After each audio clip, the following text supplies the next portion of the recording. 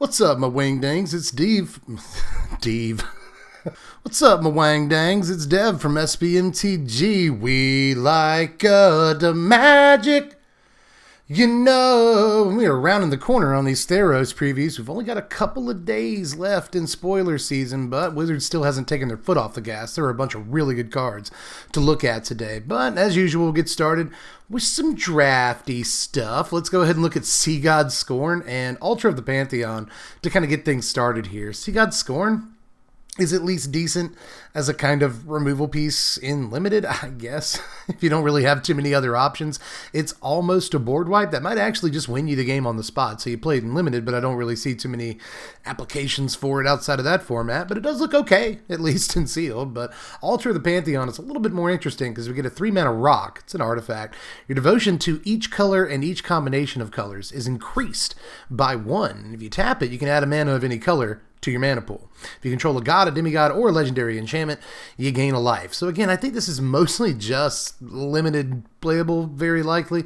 I'm not sure that in the devotion decks you actually end up playing this constructed because it only adds 1 to your devotion. And aside from that, it's just mostly a rock that might gain you a life or 2 or 3 over the course of the game, but all that just doesn't seem very high power in terms of constructed, especially considering I think we've got better rocks than this already. You can just play Chromatic Lantern or something. But in Limited, the fact that it's an artifact that ramps your mana. I usually like these rocks in Limited anyway, these 3-mana rocks that tap for any color. They're not terrible, especially in Sealed.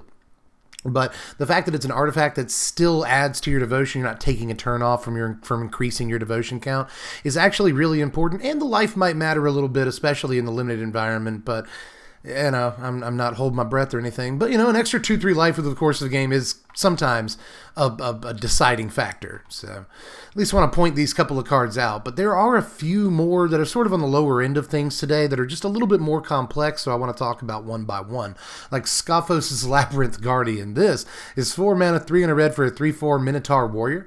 You can pay 1 and have Labyrinth Guardian get +1/-1 until end of turn. And whenever another target creature becomes the target of a land you control named Labyrinth of Scophos, you may have Scophos' Labyrinth Guardian fight that creature. So really cute flavor here. It's been 25 plus years and we finally got the Labyrinth of the Minotaur, which this could have honestly maybe been legendary. Like, are there more than one Minotaurs in the Labyrinth? I don't know. They probably could have made this legendary and better, but at least in Limited, this is a decently statted body that's relatively splashable, pumpable, even though you have to sacrifice some toughness for it. If it does ever get through unblocked, it can deal like 6 damage really easily, which is really sweet. And of course, if you do target something with Labyrinth, which we have already seen during the leaks, it's effectively, I'm not going to show it to you yet, I'm just going to tell you, it's effectively a Maze of Ith that cost a lot of mana to activate. So again, super cute flavor. We get a Labyrinth Minotaur here, but I think they could have probably made it better. I do like, in a sort of Yu-Gi-Oh kind of way, I like when specific cards interact with specific other cards. I think that's also like always very cute. You know? But I'm not sure how much play this actually sees, although I do think it's a very good sort of bread and butter uncommon in Limited. So let's move on to Lagan Clan Narrator or Storyteller. We're not quite sure. But anyway, it's 3 and a white for a 3/4 Centaur Advisor. And when it ETBs, you may put target enchantment card from your graveyard on top of your library. If you do, you gain life equal to its converted mana cost. Pretty decent again, at least in the Limited environment. I don't think this does anything in Standard. It is very overcosted. It doesn't even draw you the card out of your graveyard. You put it on top of your library, fixing your next draw. So I've always been a little bit, you know, kind of skittish towards stuff that puts things on top of your library. I'd much rather, as would everybody else, just put the card directly into my hand and draw gas on the next turn. Although maybe you're getting real gas out of your graveyard. You know, maybe you've dumped a Divine Visitation or something in there, an Ethereal Absolution or whatever, you know. It's entirely possible that you've like milled yourself an important enchantment in your graveyard and then you can just play Narrator to get it back, put it on top of your library, and make sure that you draw it. So I definitely see some applications for this, but it's just really expensive. But in Limited, you get, again, a nicely statted body that can do some blocking and even attacking for you, and get an important enchantment like Banishing Light or something, and put it back on top. You can also, in the Limited environment, and in Standard for what it's worth, but I don't think it's worth much.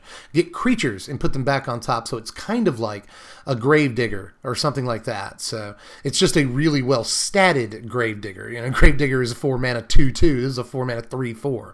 The fact that it doesn't put it right back in your hand kind of sucks, but still, that's pretty decent if you're getting an enchantment creature out of your yard. So I kind of like it in limited, but I don't think it's going anywhere outside of that. Well, let's move on, though, to one of the more exciting cards of the day in terms of, like, what its text box says, but I wouldn't say that this is a super powerful card, given that it's 6 mana. This is Dream Shaper Shaman. It costs 5 and a red for a 5/4 enchantment creature, Minotaur Shaman. If you wanted Minotaurs, we're getting them finally. At the beginning of your end step, you may pay 2 and red and sacrifice a non-land permanent. If you do, reveal cards from the top of your library until you reveal a non-land permanent card. Put that card onto the battlefield. And the rest in the bottom of your library in a random order. So this costs 9 mana to use the turn that it comes out, so you're never gonna do that.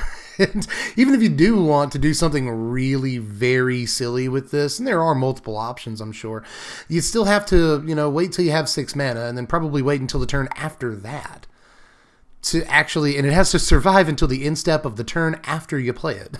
And it can be like lava coiled and stuff. I don't know, y'all. I just think that this is kind of a trap, but at the same time, I do think the text box is unfreaking believable.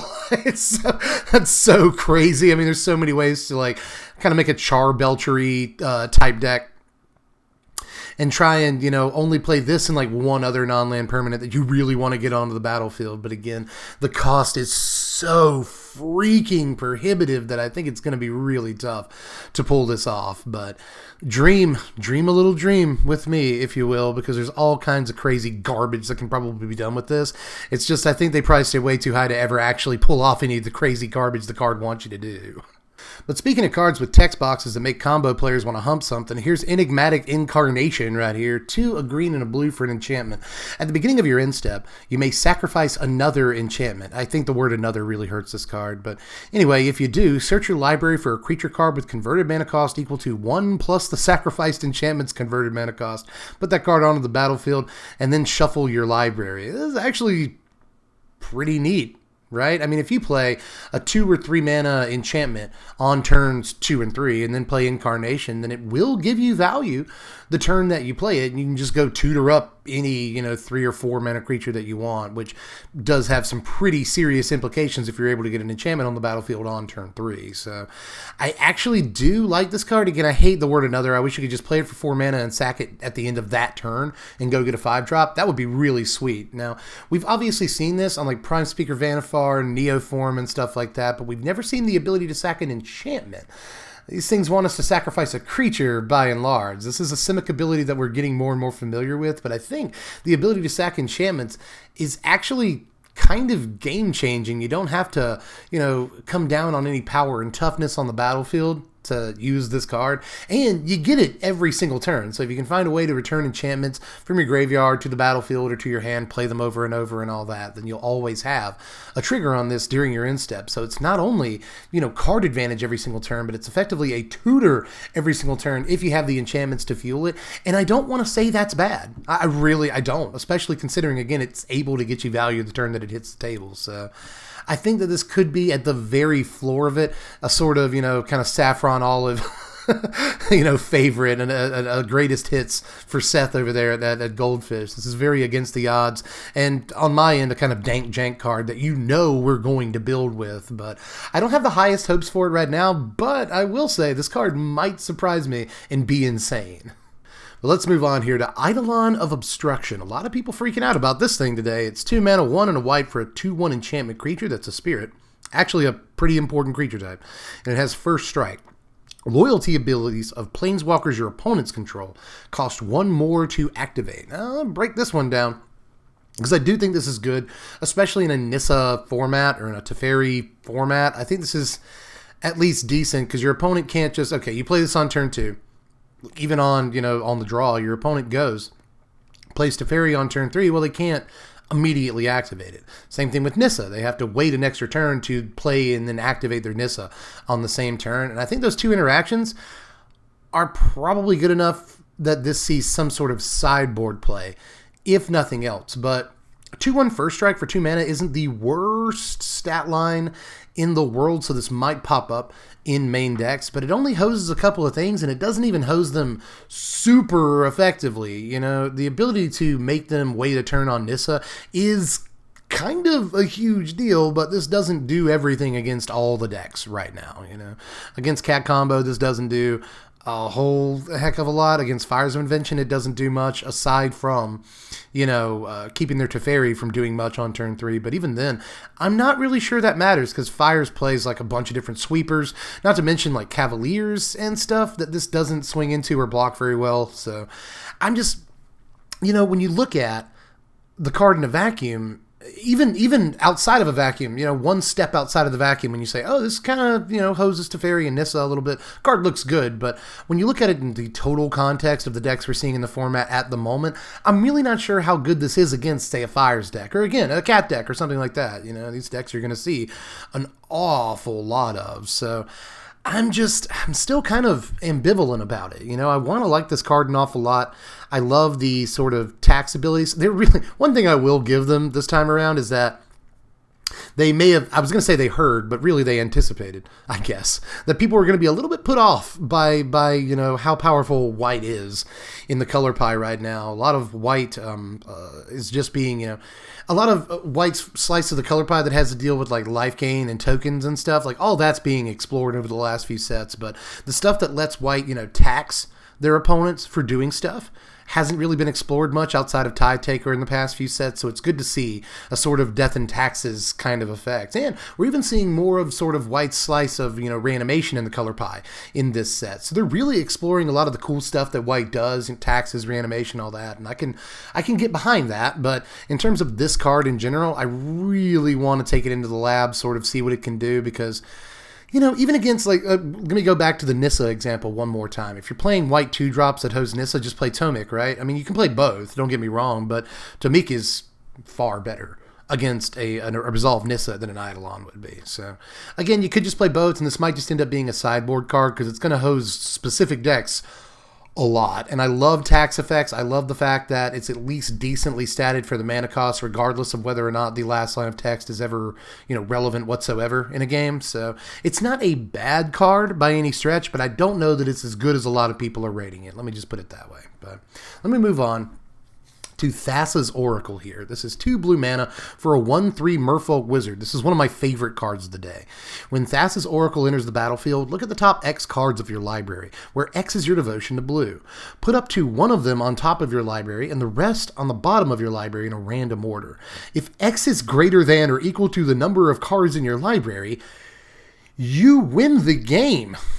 So here's the thing. This is always going to at least look 2 cards deep into your library, but it could look 8 or 10 cards deep into your library. So that would be fan-freaking-tastic, right? But this is a great blue 2-drop for the blue devotion decks that'll probably see play day one, if for no other reason than blue devotion is a deck people are going to try to make work. So definitely expect to see this. I don't love that it puts the card on top of your library. I've already discussed why in the course of this video. Putting cards on top of your library isn't amazing, but the fact that you get such a nice selection piece that effectively allows you to scry, I mean, it's a form of scry, really, then, you know, really it makes up for the fact that you put the card on top of your library, especially considering, too, you get a serviceable body that blocks pretty decently on turn 2 if you play it that early in the game, where it's just kind of like an Omen Speaker or something like that if you do it that early in the game. But again, if you play it on turn 6, where your devotion equals 8 before you even play it, then suddenly your next draw is the best card out of the top 10 cards of your library. And if you have like an Opt or a Narset or really anything, then you can, you know, easily get that card that you put on top of your library for a really low mana cost. So it's not hard to draw into it, especially in this color. So, you know, I'm a little bit more lax towards putting cards on top of your library if we're talking about blue, because blue has many ways to draw the card that you put on top. So, especially considering Oracle only cost a couple of mana in the first place, so it's really easy to double or even triple spell if you play an Oracle on like turn 5, you know. So really a huge fan of this, and it might be my favorite card of the day, although I don't think that it's going to be very easy in a lot of games to actually win off of this card. But I will say, we've all played not only Gates decks, but just decks built around like Risen Reef and Cavalier of Thorns and stuff that rip through their library really fast. Like right now on Arena, maybe my favorite deck to play that's actually given me a lot of success is a Simic Clones deck that plays Reef and Cavalier of Thorns and Quasi-Duplicate and Spark Double and all that. And sometimes by like turn 6 or 7, you're down to like 15 cards left in your library. So maybe in a deck like that plays like Cavalier of Thorns and Risen Reef and stuff, like you get enough blue pips towards Devotion to like actually make this win you the game, especially if you can find a way to play it over and over. That's another thing. Bounce it, flicker it or something like that, play it on turn 2 to get that 2-card dig. And then later in the game, flicker it with a Thassa. That makes plenty of sense. Even if you're only flickering this every turn with Thassa, you're still fixing your next draw by a lot. Every turn, which is really, really cool. But just flickering this with Thassa on like turn 7 or turn 8 or something might actually help you win the game, especially if you can get multiples of these out and all. So I'm really intrigued by this. I don't know if it's like as good or better than say Augur or Bolus, but I'm really aiming towards better. And Augur's a card that's seen standard play here and there. Although the times that it saw standard play, people did pick on it for being a pretty low quality card. But still, I think that for most intents, this is going to be a better card than Augur and a much better card than a card like say Omen Speaker. And Omen Speaker has even seen occasional standard play. Overwhelmed Apprentice sees standard play right now. So somehow on Arena, not in the tournament meta, but still on the Arena meta, there's a lot of Overwhelmed Apprentices going around, so I definitely think this card is going to see a ton of play starting on day 1, if only because Mono Blue is going to be a deck people are going to try to make work, but also because the text box on the card is freaking righteous. But I need to move on to Calyx, Destiny's Hand. This is 4 mana, 2, a green, and a white for a legendary Planeswalker, Calyx, that starts with 4 loyalty. You can +1 him to look at the top 4 cards of your library. You may reveal an enchantment card from among them and put that card into your hand. Put the rest on the bottom of your library in a random order. You can -3 Calyx to exile target creature or enchantment you don't control until target enchantment you do control leaves the battlefield. You can -7 Calyx to return all enchantment cards from your graveyard to the battlefield. I actually really like this ultimate. Even if it's kind of tough to get to, at least you're in like proliferate colors, It goes directly to 5 as soon as you play it. Proliferate goes to 6. I mean, I could see it working, especially considering green and white are both the proliferate colors. You got like, what is it, Grateful Apparition or something in white to kind of help spur this along towards the -7. And we've seen, Replenish be a really important card in Standard. That was 20 years ago, but maybe if you can reliably get to this ultimate, you can actually do something with it. I'm a lot more excited about the ultimate than a lot of people, because a lot of people are just talking about the first 2 abilities. And honestly, usually 5 mana Planeswalkers are the kind of Planeswalkers that come with, plus for card advantage, minus for removal. So seeing a 4 mana Planeswalker that has takes on plus for card advantage, minus for removal is pretty decent. Both of them are powered down a little bit. The +1 makes you play like 20-something enchantments in your deck to hit it at 90%, and that's not great. So it's not always going to get you card advantage, even if you play a buttload of enchantments in your deck, and that's not great. It really should say enchantment or land or something like that, but it just says enchantment. That said, it's going to be pretty easy to up the enchantment count, considering there's going to be a bunch of enchantment creatures and stuff, so keep that in mind. It might not be too hard to get to 24 or 26 enchantments. A lot easier than you might think at current state of affairs. So, but the -3 is really good. It does leave Calyx at 1 loyalty, but at the same time, it kind of makes all of your enchantments into like banishing lights. And just designate an enchantment to be a banishing light, and if they get rid of it, then suddenly they get their guy back, which kind of sucks. I think there's way too much enchantment removal in Standard right now. That's not even accounting for all the enchantment removal we're going to get in this set as sort of, safety valves. But there's already, just in the Standard we're in right at the moment, there's a lot of main deck enchantment removal. So I'm a little skeptical about stuff like this. But at the same time, the first ability fuels the second ability, which will eventually fuel the, the ultimate if they do, because they're incentivized to kill your enchantments, right? But if they do kill your enchantments, you might get them back eventually. So good card advantage, sort of. Good removal, sort of. And a decent ultimate as well, if you can sort of, stack your graveyard in your favor for it. So I kind of like it. and it's probably just kind of destined to be an Enchantress Planeswalker. I do like the fact that it's an Enchantress Planeswalker, but that's probably more destined for like Commander Enchantress decks than it is for standard play, but we'll see, especially once the pool of cards gets a little larger, once the next couple of sets come out, if this has enough support to actually be a real standard playable Planeswalker. But anyway, I think I've only got one more card to talk about today. Notice I haven't talked about Furious Rise yet. That's because it's my exclusive preview. I'll leave a link in the description down there to where you can see me talk about it. Hey, they put it on Mythic spoiler. That's pretty cool. But anyway, let's move on to the final card of the day so far, at least.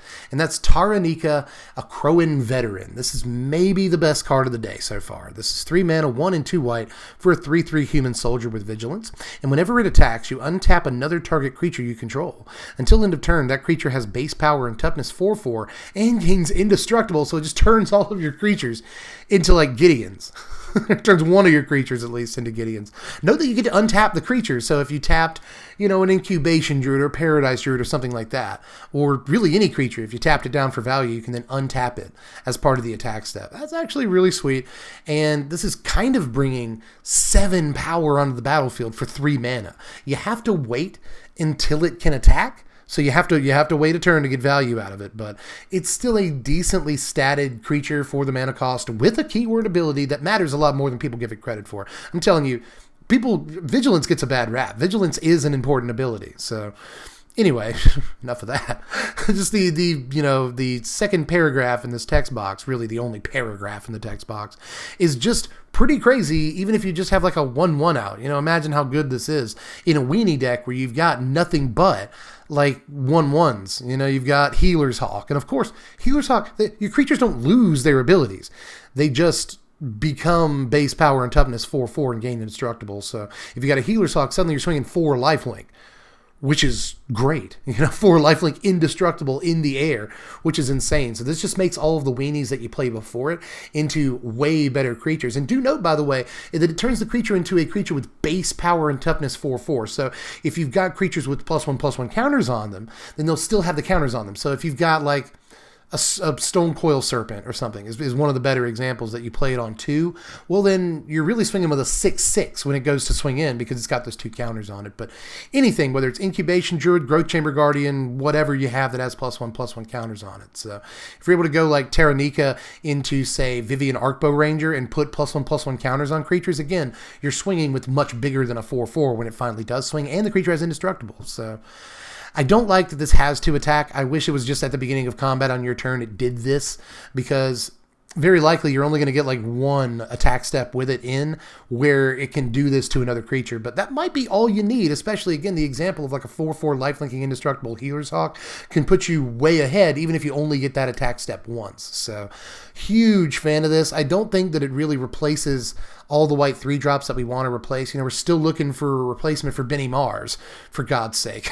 This doesn't do it, but it is a step in the right direction towards making, white a playable color, even mono white decks. We had Linden as a 3-drop, we had Gideon as a 3-drop, and we'll probably still keep Gideon as a 3-drop, but we'll take this creature too that effectively makes all of our other creatures into mini little Gideons when we attack with it. So big fan of this. I'm not sure how many waves it actually makes in standard because there are some restrictions on it.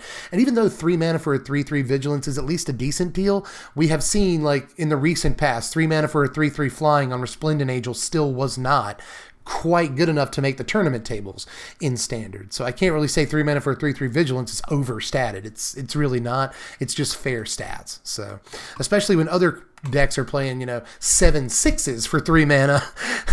A 3 mana 3/3 doesn't look quite as impressive anymore, but it's still a decent stat line that has some real power on it. So I am a fan of the card, and that is pretty much it for today. We've only got another day or two worth of spoilers left, and then we get to talk about all the decks in this format, top X cards. I might do another top 50, plus the top 10 sleepers. There's just all kinds of stuff to talk about. So make sure that you're subscribed to the channel, hit the bell for notifications, like this video. A lot of work goes into these during spoiler season where I have to do 1 or 2 videos every single day. So I've probably worked 100 hours this week, and that's not an exaggeration. So go ahead and like the video if you want to support content like this. And if you really want to support the content and reward the hard work, then hit the link in the description, go to Patreon or patreon.com/SBMTG, and just throw $1 in the pot, and that'll let you vote on what decks you want to see first for Theros Beyond Death season. So I give you some incentive, but if you just want to support the content, that means an awful lot to me, and $1 goes a lot longer than you think it does. So do all that, and check the link in the description to go to TCG Player and pre-order any of this stuff, whether it's singles or sealed product that you need at the lowest prices on the entire interwebs. But I'm pretty sure I'm done with this one. Just let me know how you felt about it. When it comes to specific cards, Enigmatic Incarnation, what's some crazy stuff we can do with that? Calyx, Destiny's Hand, is this a good enough Planeswalker to see standard play? Am I overrating Thassa's Oracle and it's not a very good card? Am I underrating Eidolon of Obstruction and it's super main deckable right now? Taranika, did I overrate that? Is that actually terrible? I mean, there's all kinds of takes that, you know, could be off on this video, so let me know how you felt about all the opinions and whatnot down there in the sideboard, and I will catch you cats later. I'm Dev from the Place. Thanks for watching, my wizards. Spread love and be kind.